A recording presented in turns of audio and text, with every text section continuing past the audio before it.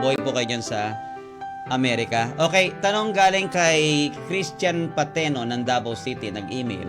Ano po ba mga health benefits sa tao ng ventosa? Yung ventosa cupping. Abay, alam mo, maganda sa katawan ng tao ang ventosa cupping dahil pinagbubuti niyan ang blood circulation.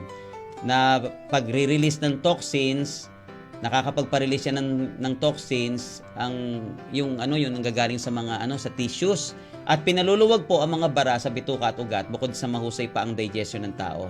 Inaayos din ito ang problema na dulot ng varicose veins at yung mga tinatawag na spider veins. Alamin nyo nga yung mga yan ha, para ma-research nyo mabuti. Alam nyo, ang isa sa mga magagaling gumawa ng ventosa cupping, yung pong Olis Massage and Spa. Nasaan yan? Nandiyan yan sa ground floor ng Ventura Center Building.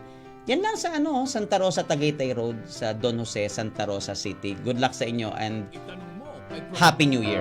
Itanong mo kay Professor Will. RG Bolotano ng Lucena City. Glenn, tagasan nyo to, ha? Kapag natutulog ba ang tao ay may maaamoy?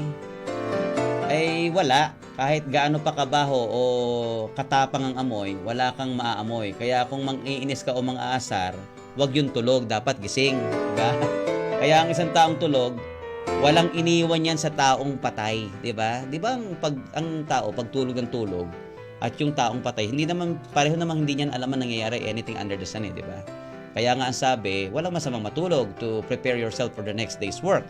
Kaya lang, kung lagi ka natutulog, even before you get tired, anong tawag natin doon, engineer?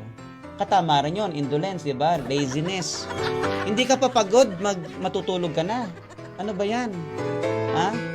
Parang kaka-day off mo lamang ano ka na naman, matutulog ka na naman. Ha?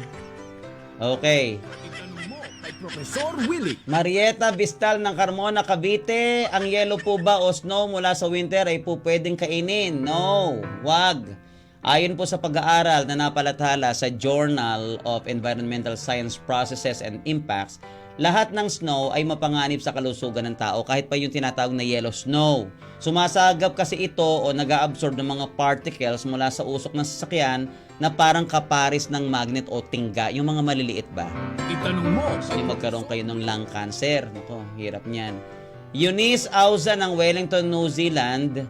Gaano po ba kahaba ang dila ng anteater? Abay, kung mahaba ang sa giraffe na mga 20 inches mahigit at kayang linisin ng sariling tenga, mahaba, hindi magpapahuli ang anteater, ha?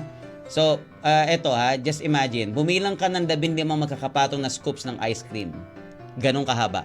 Oh, ganong kahaba ang dila ng anteater. Itanong mo kay Ayan. Professor. Para po sa iba pang mga katanungan at pang-research, mag-email po sa willperez06@yahoo.com. O, eto na yung ating tanong na may pa-premyo GCash. Ang tanong, nasaang bansa ang mga bahay na binanggit ko kanina na walang pinto yung doorway?